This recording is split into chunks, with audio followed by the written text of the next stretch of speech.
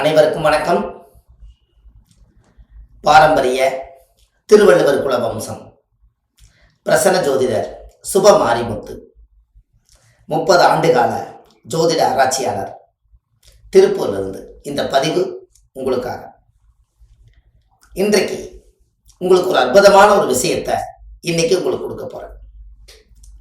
இந்த இடம் விற்க மாட்டேங்குது, நிலத்தை நிறைய பேர் பார்க்குறாங்க, ஆனால் நிலம் விற்க மாட்டேங்குது, என்னன்னே தெரியலைங்க.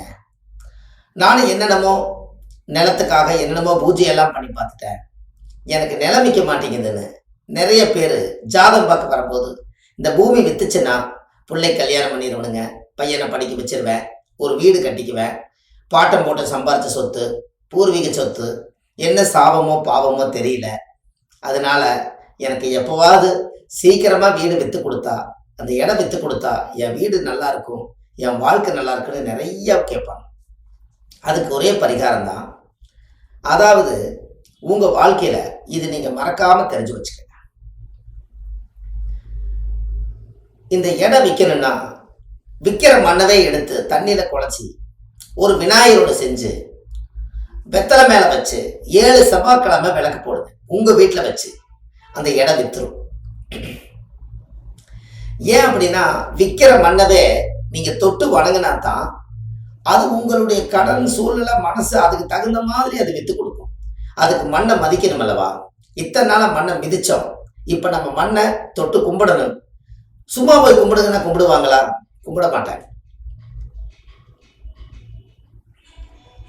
அப்போ அதனால நம்ம என்ன பண்ணலாம் அப்படின்னா, அந்த மண்ணை தொட்டு கும்பிடணும் அப்படின்னா, வாழ்க்கையில் நீங்கள் ஒரு விநாயகர் சிலையை செஞ்சு மண்ணிலேயே விநாயகர் பிடிங்க.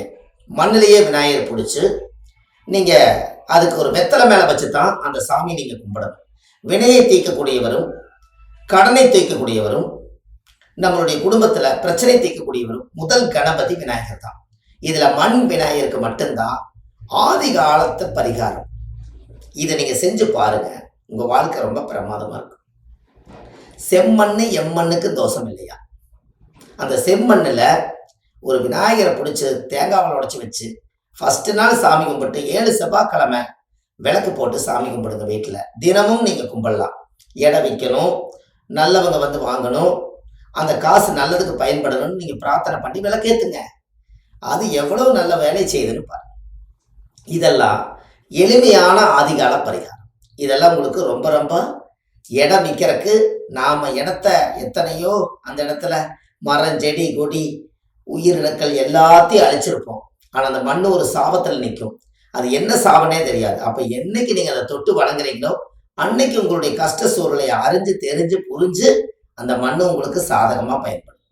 கண்டிப்பாக இந்த பரிகாரத்தை செஞ்சுட்டு வாங்க, உங்கள் வாழ்க்கை ரொம்ப பிரமாதமாக இருக்கும் என்று சொல்லி அடுத்த பதிவில் சந்திக்கிறேன். உங்கள் சுப மாரிமுத்து. நன்றி, வணக்கம்.